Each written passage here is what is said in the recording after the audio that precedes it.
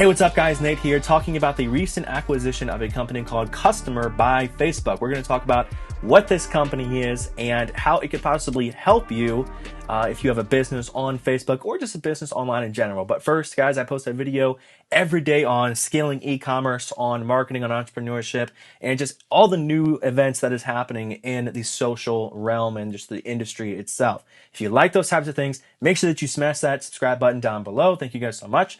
Let's go ahead and let's dive right in. So Facebook reportedly bought an omni-channel CRM called Kustomer. That's Customer with a K if you want to look it up, but I can post the link down below so you can check out their website. And so omni-channel basically just means multi-channel. So this is a software that connects your channels together to form basically a streamlined view of a record of all customer interactions happening with your customer service team. They have a really cool focus as well with AI bots where they allow AI bots to help people solve the questions for themselves while allowing agents to build those more meaningful conversations and answer those harder questions. This basically means that it should be able to allow your agents to answer a lot more questions and just your entire system itself to not be boggled down in terms of customer service and allow just a more streamlined record. Because especially when it comes to customer service, having a record on file of everything that's happened with a customer can become very handy in the future. You don't know what's going to happen with a customer. I mean, there's just a lot of things that could happen. There can be chargebacks that shouldn't be allowed to happen or that shouldn't happen that you might want to fight, or there might be something else bigger. Not often that happens, but just good to have a record of customer service, all interactions happening with a client in case something comes up. Now, the platform boasts of being able to just transform the way that agents interact with people and allowing them to be more efficient. Therefore, again, being able to create a process that allows for just a much, much higher volume, less agents, and not taking as much time. Now, the purchase looks like it's going to be in the range of around $1 billion.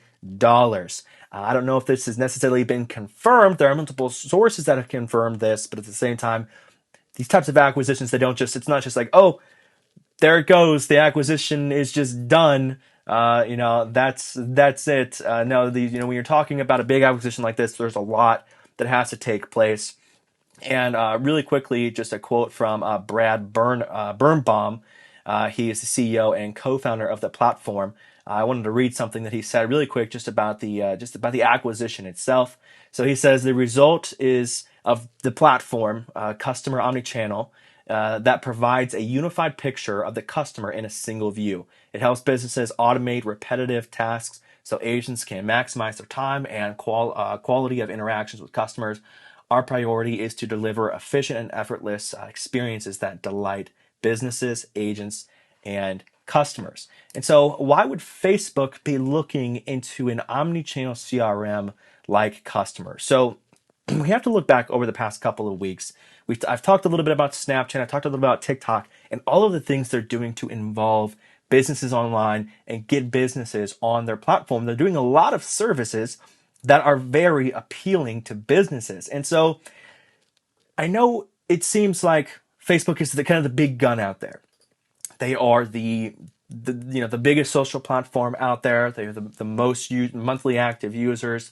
And so it seems like they're kind of untouchable. But at the same time, we just have to remember the position that every social media platform is in. The only really real way they make money is with ad revenue. And there is just there's a level of share there. And when you have a big upcoming social media platform, especially like Snapchat,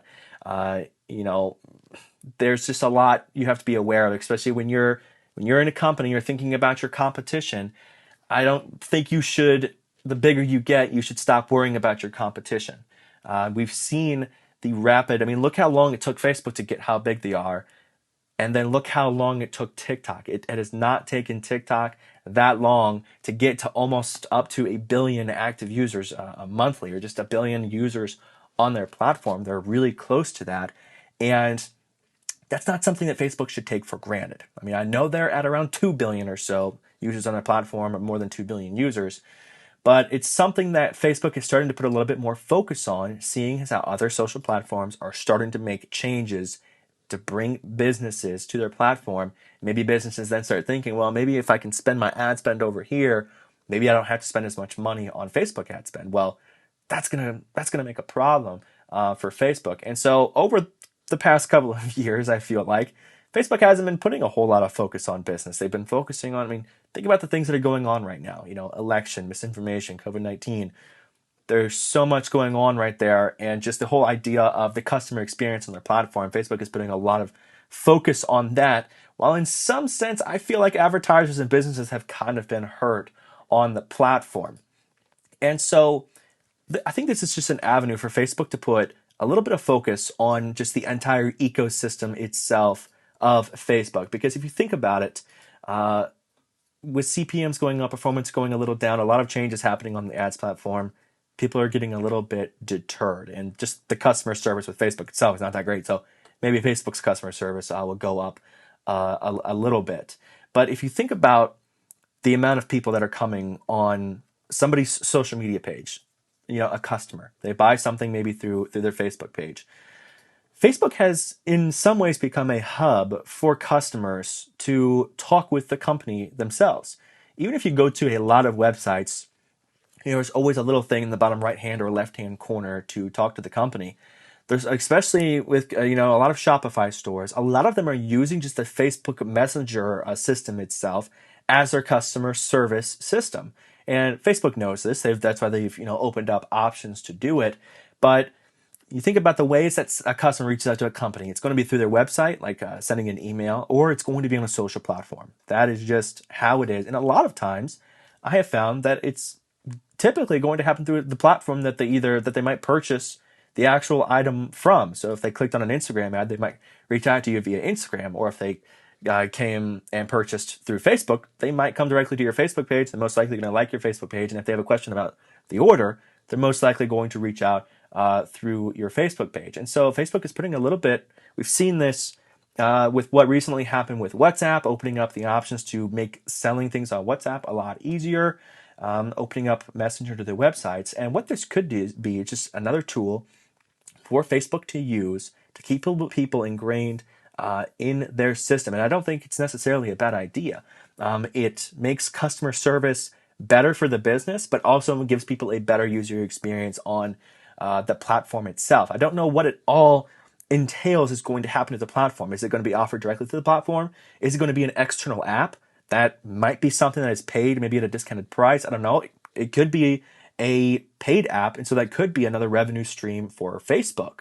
But at the same time, what it comes down to is just that whole idea of customer service and Facebook being able to use that to keep businesses on their platform as the rising competition of other social media platforms making things for businesses, and just better user experience for the platform itself. So I wanted to read another quote from Brian Birnbaum, the CEO, where he just kind of talks about the acquisition. Now, it's important to see what he says here, that the acquisition taking place. So he says, once the acquisition closes, we look forward to working closely with Facebook, where we will be able to continue to serve our customers and work with our partners as a part of the Facebook family. Now, what's important here in the paragraph that was just before that, it says, we are delighted to share with you the next step in our journey and the news that we have signed an agreement to be acquired by Facebook, subject to a customary regulatory review. So although the acquisition, I think, has been put into place, this is where the kind of timing, it takes a little bit of time. There has to be a regulatory review that has to take place. So could go through, most likely will go through, but also there's a possibility that it could not go through. He continues on to say, with our complementary capabilities, we will be able to help more people benefit the customer, help people benefit from the customer service that is faster, richer, and available whenever and however they need, whether that be phone, email, text, or web chat messaging. In particular, we look forward to enhancing the messaging experience, which is one of the fastest growing ways for people to engage.